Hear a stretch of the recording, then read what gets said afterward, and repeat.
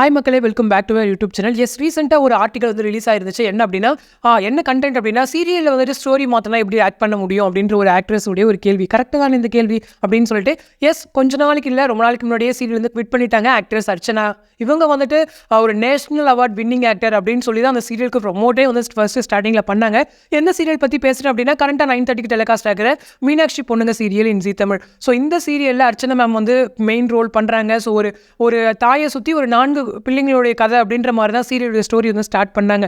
இந்த சீரியல் வந்துட்டு ஒரு டப்பிங் சீரியல், அதாவது ரீமேக் சீரியல் அப்படிங்கிறது உங்கள் எல்லாருக்குமே தெரியும். அதாவது கன்னடா வெர்ஷனில் போயிட்டு இருக்குன்னு நினைக்கிறேன். அதை ரீமேக் பண்ணி தான் கொண்டு வந்திருந்தாங்க.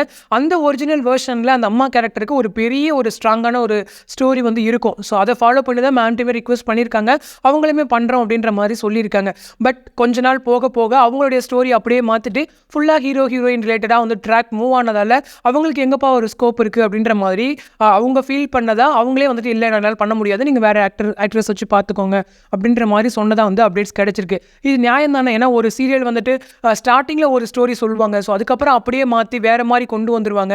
அதை பார்க்குற ஆடியன்ஸ் நமக்கும் கஷ்டமாக இருக்கும், அங்கே இருக்கிற ஆக்டர் அண்ட் ஆக்ட்ரஸ் அவங்களுக்குமே கஷ்டமாக இருக்கும். ஸோ இதெல்லாம் வந்து சேனல் சைட்லேருந்தும் சரி, டீம் சைட்லேருந்தும் சரி, எடுக்கும் போதே ஒரு நல்ல ஒரு பிளான்டாக ஸ்டார்ட் பண்ணணும் அப்படிங்கிறதான் என்னுடைய விருப்பமே கூட. ஸோ இது சம்மந்தமாக அவங்க டீம் சைட்லேருந்து என்ன சொல்கிறாங்க அப்படின்னா, மேம் வந்து சரியாக கோஆப்ரேஷன் பண்ணல. ஏன்னா அவங்க வந்துட்டு நிறைய ஷூட்டிங்க்கு வந்து லேக் ஆகுறாங்க. அதனால தான் வந்துட்டு எங்களுக்குமே அவங்களுக்கு மேலே ஒரு அதிருப்தி இருந்துச்சு. ஸோ இவங்க இந்த மாதிரி ரீசன் சொல்லும்போது நாங்களுமே எந்த ஒரு ரிக்வெஸ்ட்டுமே பண்ணாமல் நாங்கள் சேஞ்ச் பண்ணிட்டோம் அப்படின்ற மாதிரி டீம் சைட்லேருந்து ஜஸ்டிஃபிகேஷன் கொடுக்குறாங்க அப்படின்ற மாதிரிலாம் சொல்லியிருந்தாங்க.